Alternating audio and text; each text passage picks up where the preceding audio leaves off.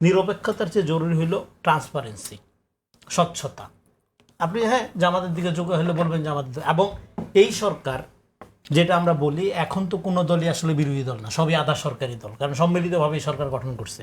তারপরেও যেটা বুঝতে পারা দরকার, আপনি যেটা প্রশ্ন করলেন, তাহলে নিরপেক্ষ কথাটা যদি অ্যাবসার্ড হয়, ভেক হয়, তাহলে তো এই সরকারের ভর কেন্দ্র, মানে এই ক্ষমতার ভর কেন্দ্র একদিকে ঝুঁকে যাচ্ছে, এইটা তো খুঁজে বের করা দরকার। মানে হু রুলস দ্য কান্ট্রির মতো হু রুলস দ্য বাংলাদেশ।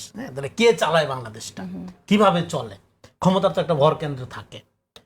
সেই ভর কেন্দ্রটা আমি মনে করি যে অভিজ্ঞ রাজনীতিবিদ, বিজ্ঞ প্রাজ্ঞ রাজনীতিবিদ জনাব তাহের সাহেবের বক্তব্য থেকে আমি কিন্তু বের করতে পারি। উনি অনেকগুলো মন্তব্যের কথা আপনি বলেছেন, একটা যদি দিয়ে আমরা শুরু করি, এই সরকারের ভর কেন্দ্র কোথায়, মানে কোন দিকে বেশি ঝোঁকা, সবারই অংশগ্রহণ আছে সেটা তো বললামই। সেটা হলো উনি যেটা বললেন যে 4-5 জন উপদেষ্টা কয়েকদিন আগে বলেছেন একটি বিশেষ দলের হয়ে কাজ করছেন। তাহলে 18 জন উপদেষ্টার মধ্যে, 18 জনই তো উপদেষ্টা, 18 জনের মধ্যে 4-5 জন উপদেষ্টা একটি বিশেষ দলের হয়ে কাজ করছেন।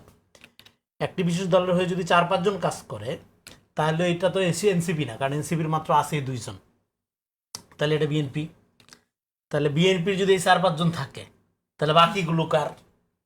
বাকিগুলো নিশ্চয় জামাতের। তাহলে আপনার এদিক থেকে তাহলে ভর কেন্দ্র যদি খুঁজতে যান, তাহলে সংখ্যার দিক থেকে তাহলে বেশিরভাগ হলো জামাতের। এখন বাকি যারা, তাদের রেকর্ড তো জামাতের না, আপনি এই কথা বলবেন কিভাবে?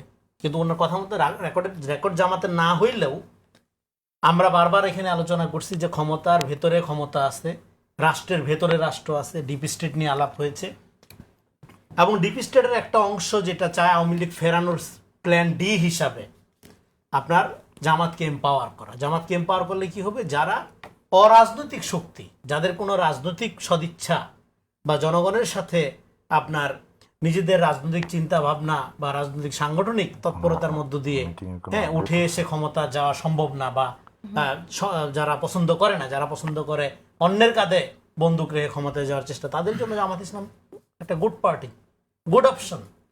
ফলে সেদিক থেকে এই যে 5-6 জনের বাইরের যে বাকি উপদেশ, তারা সবাই জামাতে নাম লেখাইছে, ব্যাপারটা এরকম না। জামাত তাদের জন্য ভালো অপশন, জামাতকে তারা ধরুন রিলাই করতে পারে, এটা বাস জাস্ট এটা ধরুন পাওয়ার ডিলের মতো। সেক্ষেত্রে তারা জামাতের সাথে তাদের একটা কন্ট্যাক্ট থাকতে পারে।